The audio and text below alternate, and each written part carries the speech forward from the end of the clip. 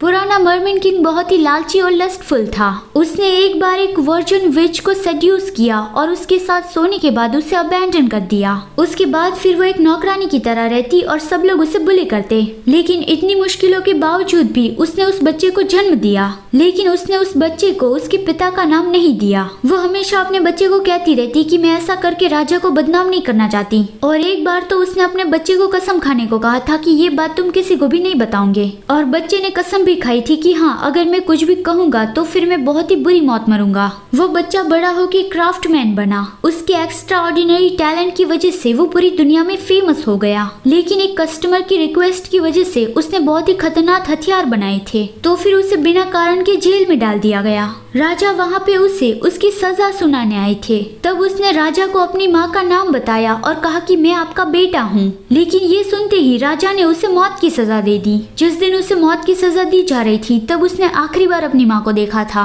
और फिर थोड़े वक्त बाद उसकी माँ की भी बीमारी की वजह से मौत हो गई थी। और उसकी मौत के काफी दिनों के बाद उसकी डेड बॉडी मिली थी, क्योंकि कोई उसका अपना था ही नहीं। तो ये थी फनशाओ की कहानी। उसने बता दिया कि पुराना राजा एक विलन था और वो उसका संतान नहीं बनना चाहता। वो मर्मेन क्लेन का नया राजा नहीं बनना चाहता। तो फिर ओल्ड मर्मेन कहता है कि अगर तुम राजा नहीं बनना चाहते तो फिर तुम उसके खजाने को भी हाथ नहीं लगा सकते। फनशाओ कहता है लेकिन मैंने तो इसे छू लिया, तुम क्या करोगे? मिंगजुन ने मुझे बताया कि तुम सब लोग उस इविल गॉड की पूजा करते हो और कोइंसिडेंटली मैं उसके अगेंस्ट हूँ। मैं ये सारा खजाना भी ले जा सकता हूँ, तो मुझसे अच्छे से बात करो और मुझे सिर्फ एक चीज को ले जाने दो। तो फिर वो लोग फनशाओ को वो एक चीज ले जाने देते हैं। फनशाओ मिंगजुन के पास आया और कहा कि पुराना हिसाब तो मैं बाद में तुमसे चुकता करूंगा। अभी मुझे ये बताओ कि इस चीज को कैसे इस्तेमाल करना है। तियानशुआन सेक्ट की हालत कैसी है और मेरे मास्टर कैसे है, क्या वो सेफ तो है? दूसरी ओर सांग्यान और उसकी टीम कुनलुन माउंटेन के बाहर पहुंच गए थे।